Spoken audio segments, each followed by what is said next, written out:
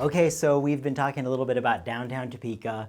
We're going to continue that talk a little bit by a conversation between Frank and I. Frank, how's it going in there in the booth? You still got everything all together? I don't know. I'm so Okay. confused. You should. Well, that's usually the case with you, and that's just, you're fine with that. Just keep doing that. That's Just fine. keep doing what you do. So we were talking about downtown Topeka and the reasons we needed to fix it, and of course we were so pleased that the city council agreed to put the money into that infrastructure work. That was the thing that was really getting me at the time. I actually went and stood in front of the city council and told them, look, we have plumbing issues downtown. We've got storm drains that back up into our, we've got storm drains that don't work. We've got floor drains in our basements that shoot water up when it rains. Like, there's things that were the problem. They've fixed that stuff. They've been doing a great job of working on all that stuff. That was the part that was in this plan.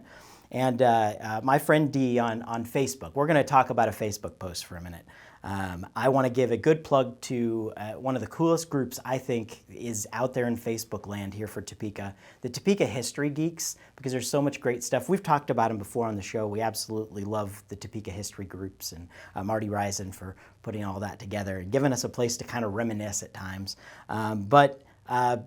Dee took the stuff that I said on my Facebook and she posted it in the Topeka History Geeks group, and she said, to the naysayers, Chris Schultz says it so well, quote, remember when many people kept picking on the few people who believed that our community could be something better? Well, here we are. To all the haters, I say nana nana boo boo. To everyone else who believed and worked hard, I say woohoo, we did it, and this is only the beginning. So this is maybe making a little sense of where we've been going with this show so far today. And that was in response to an article from www.com about Kansas Avenue being named one of the best streets in the country.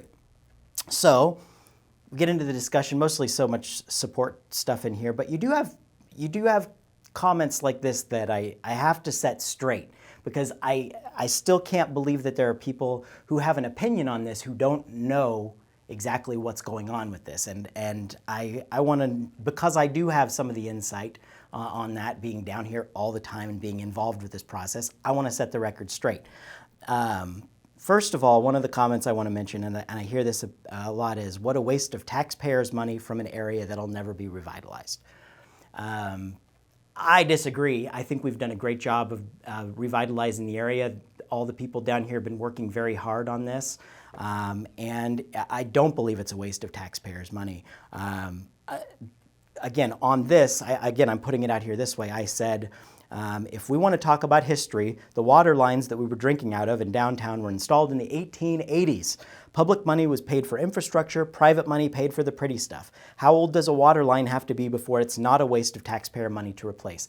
The thing we get into here is this again, just my opinion here, is that we've been politicized against each other for so long that we just throw these words like waste of tax and this and that. We have a civic duty to do the best thing that we possibly can for our community. And that's what we do with this show. It's why we volunteered to do it for 4 years, because we believe we need to do what we can to try and help our community and the people around us and bring each other together.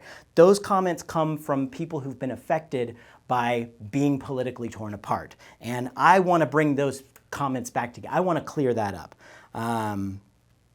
We also talked about the streets going in all the different. What's your opinion of the fact that we went on a road diet here? Because now we've got the thing now, Frank. What do you think about that?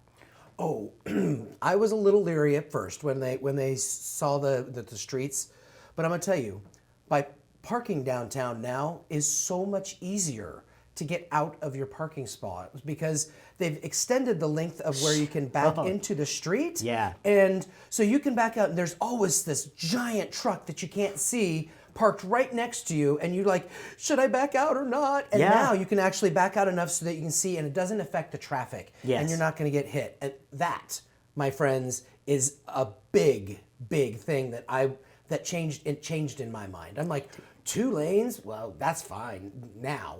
Now it is. Back then it was scary, because you're like, oh, there's just not going to be a way. And the thing that changed my opinion on that is I sat right in front of our store and I looked across the street, like my eyes was one of those sensors, that catches how much traffic's going either way.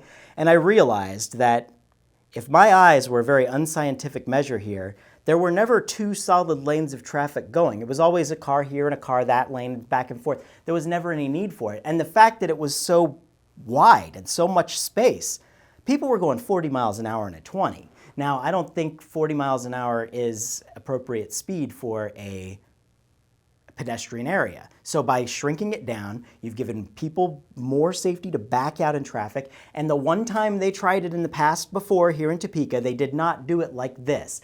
They did that center street parking. So you had 2 lanes of traffic backing out into 1 lane, which was, I will tell you right now, absolutely not a good idea. I'll put it that way. Because now you're watching 1 lane, it slows you down to 20 miles an hour. If you want to go on the thoroughfares, you hit Jackson, you hit Quincy, fixed. So a lot of the people who've been a part of that, like we've been scared, about different things of how they affect us. But the way we got over that was by getting involved and making sure our opinions were heard. And at no time in getting involved with that process was I ever told that it was a club that you had to be a part of to be able to participate in. The meetings were public, anybody could go, anybody could make connections, and anybody could bring valid points up. And that's why downtown Topeka is working today. We did it. We took the abuse from people who said we just wanted to steal their tax dollars. And all we really wanted to do was make sure we didn't put a pretty street over top of water lines that were installed in the 1880s that we were drinking our water out of. So we did a good job. So now that we've put that to bed, officially, let's, frank applause for everybody who worked hard. Now we stand, we celebrate together, right? Oh, yeah. I don't applaud on camera because I have to fix it later. Yeah, you're the sound guy. I'll do the air clap. Good. Okay, throw some applause in later, too. Okay. Well, don't go away, folks. We've got more coming up right after the break.